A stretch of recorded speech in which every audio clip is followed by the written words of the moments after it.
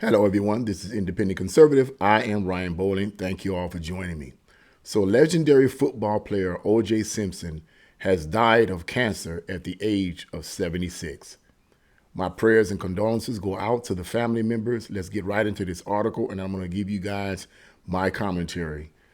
This is an unfortunate situation, but he has died at the age of 76. When I first saw this article on another news site, I almost thought it was some kind of a satire or something, because they do that sometimes, right? They'll say someone died and they'll have a candle sitting next to them.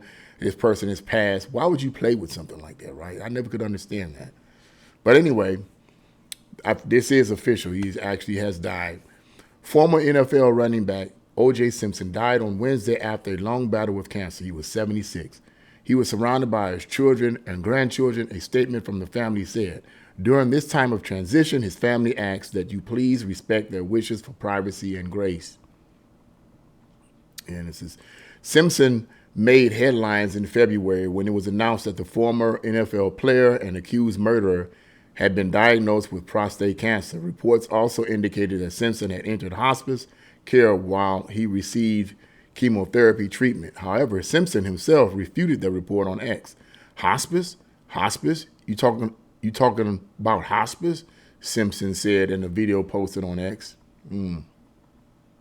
So unfortunate. Simpson achieved fame as a college football star at USC and followed that up with a stellar 11-year career in the NFL before launching a successful broadcasting and movie career. He was highly decorated, highly successful. I mean, from what I understand, he was loved all over. I mean, all over this country. I mean, he was loved, adored. However, in 1994, we all know about this, Simpson's fame gave way to infamy as video of him fleeing Los Angeles police officers in a white Bronco after he was charged with the murder of his wife, Nicole Brown Simpson, and her friend, Ron Goldman. Simpson went to trial to contest the charges in 1995 and was acquitted of a criminal murder. The verdict came as a shock to many who believed Simpson was the murderer and that the verdict was fraudulent. 2 years later, Simpson was found civilly liable for the murders. During his time at USC, Simpson was seen as a breaker of racial barriers during the turbulent 1960s, and turbulent it was. The 1960s was a trip. So there's a lot of photos of him on this Breitbart News article holding trophies and so forth. It was really spectacular. Article goes on to say Simpson was one of the biggest stars in the NFL during his time in Buffalo in 1973. He became the only player to rush for 2,000 in a 14-game season. He also had an 1,800-yard season in 1975 and a 1,500-yard season in 1976. Very impressive. Even though I am not too knowledgeable about football statistics and so forth. Anyone who watched television in the 1980s remember the Hertz car commercials featuring a running, spinning, and jumping O.J. Simpson as he hurried to make his flight. Like I said, this article shows a lot of nice pictures of him. I mean, it's sad. And that's basically the end of that article right there. That's all I'm going to read right there. It gives mostly a lot of pictures of him with Nicole, with his wife, and him at trial and so forth. It gives a lot of pictures showing these situations. But yeah, this is unfortunate. Once again, my prayers go out to the family members, and I respect their wishes and so forth as well. Now, as the article says, what tainted O.J. Simpson's career, what tainted him as a person, was the accusation against him in reference to the murders of his ex-wife and the other guy, Ron. That tainted his reputation. And in this video, I'm not going to get into whether or not O.J. Simpson actually committed the murders, because when I first saw this, when I first experienced this situation back in the 1990s and observed this, and I saw the two lawyers. You had the lawyer for O.J. Simpson. You had the lawyer for Nicole. You had these two lawyers, and it was like you could see the racial I don't want to say competition, but it was competition. You could see the racial views there. You can see that it wasn't just whites against blacks, blacks against whites kind of thing. You know, it was, you had a black lawyer, you had a black prosecuting lawyer, and you had a black prosecutor, right? And you had a black defense lawyer. You had two blacks coming against each other. And in an unspoken way, you could tell it was racial, rather. You could tell it was racial in an unspoken way. There was a lot of tension that went around this, based mostly on the racial situation. I mean, I remember when I was going at work, that's all I would hear. Let me be honest with you. I'm going to be honest with you. My mindset back in those days was the same as a lot of black people's mindset back in those days. I wanted O.J. Simpson to be innocent. Like I said, in this video, I'm not here trying to accuse whether or not he did it or not. Okay, that's not the issue here. We're not going to get into that. The man has just passed, so we're not going to get into accusing whether or not he did it or not. That's not what it is. I'm just sharing with you how I felt in the 1990s. Okay, that's what I felt. I felt like, man, I had the same mindset a lot of blacks had at that time, and that was, man, he's innocent, or I wanted him to be innocent. Okay. Even though there were a lot of things that were questionable, I wanted him to be innocent because he was a black man. Okay. And I remember when he was supposedly found innocent of these crimes, that blacks just rejoiced all over. And I'll never forget it. I went to work following day, and I was talking to one of my former employees. This was in a factory, and I was talking to one of my former employees, and I mentioned this to him, and this guy was one of the most pro-black guys out there, right? He was so pro-black, you know, it was almost kind of hard to decipher him sometimes, because sometimes he'd be pro-black, and all of a sudden he'd be, you know, like not. It was hard to really understand him. I was like, man, what side are you on? You know, at the time, that's my thought patterns at the time was. But anyway, I mentioned, I said, man, I'm so happy that he got away from that. I'm so glad he's innocent. Ooh, I'm so glad. I'm glad. And he said to me, so you really believe that he's innocent, huh? In other words, he did not believe that O.J. Simpson was innocent. This is a black guy who I thought was the most pro-black person out there, because he was always talking about what white people be doing and this, that, and the other, and all this bad stuff that they be doing, and blackity black, black to black, black, black, back to black, black. And yet he was questioning whether or not O.J. Simpson was innocent or not. So I found that interesting to me, you know. But at the time, blacks were rejoicing over this whole situation. So there was a lot of racial overtones in reference to this. It was more than just, okay, did he do it or did he not do it? It was really, at that time, it was unspoken, but it was really a racial thing. You know, it was really a racial thing. You have two lawyers who were black coming up against each other. And there has been a history in the past of blacks being accused of crimes that they did not commit, particularly in the South and so forth. Or put it to you like this, rather, there were situations where, and I'm summarizing this, that where you would have an all-white jury, and a lot of these white people were racist as what? Against a black person, and hey, it didn't matter, you know, we're going to get this black person, you know, we're going to get this black person. That was the kind of mentality that was going on, particularly in the Deep South, okay?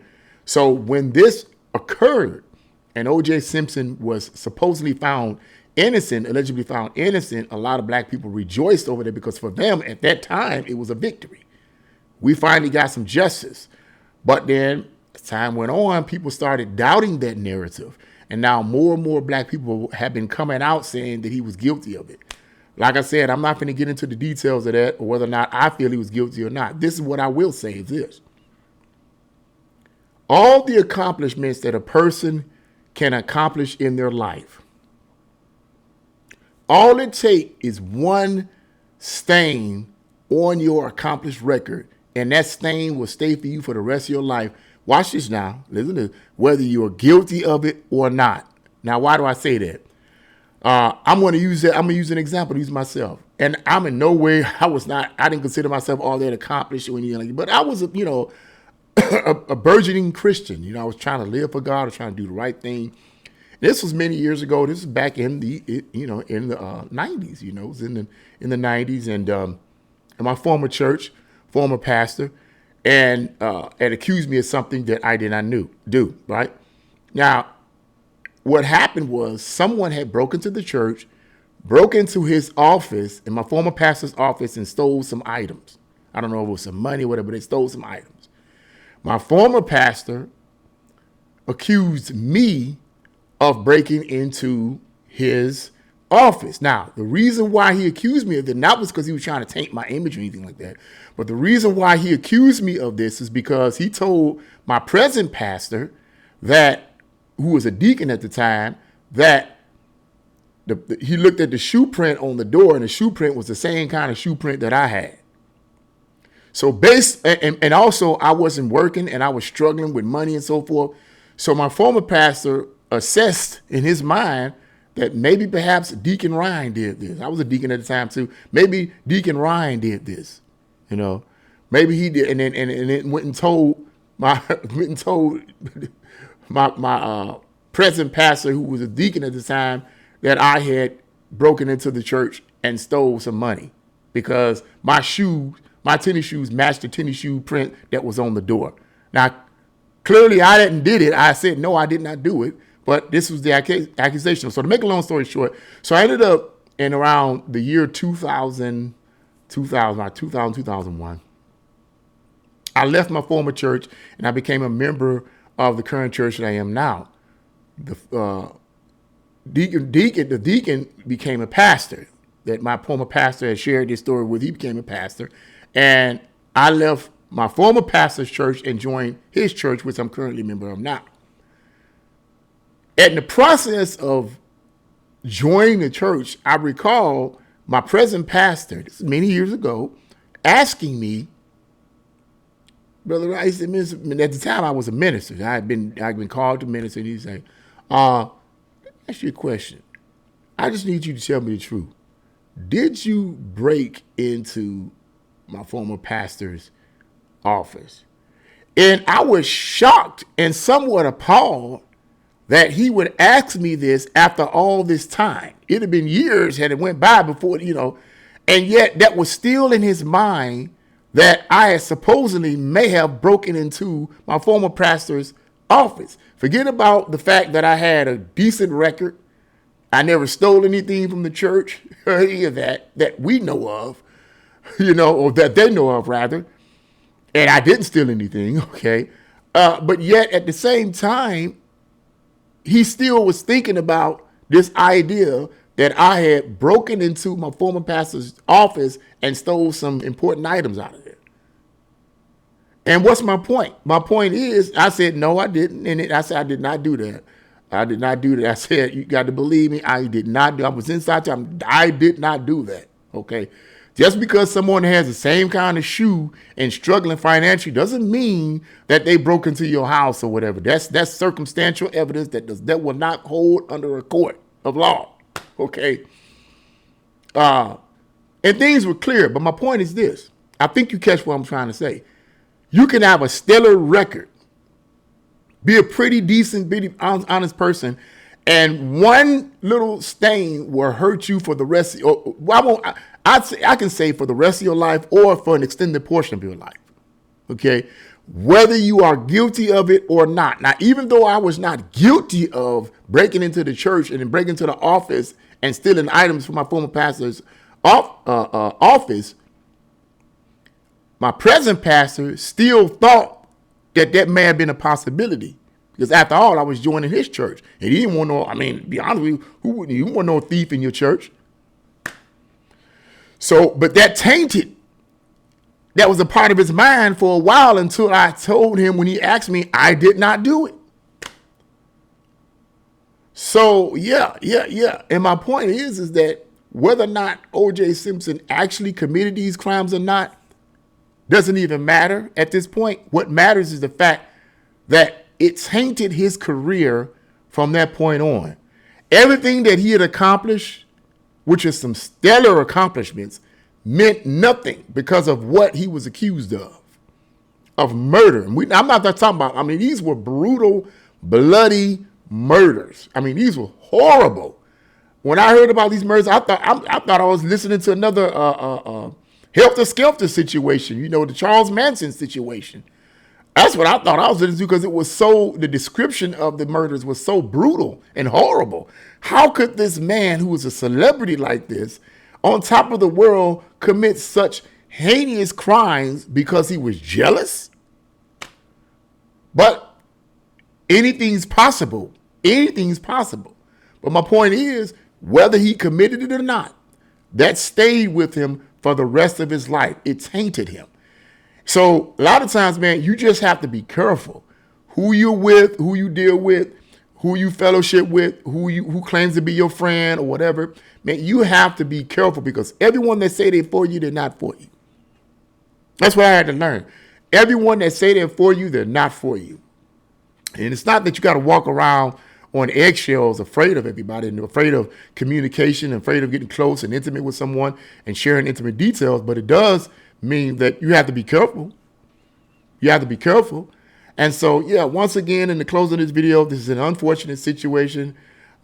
Legendary football player O.J. Simpson has died at the age of 76 of cancer. So what do you guys think about this situation? Leave your comments in the comment section below. Like, share, and subscribe to my channel. God bless you all and see you again.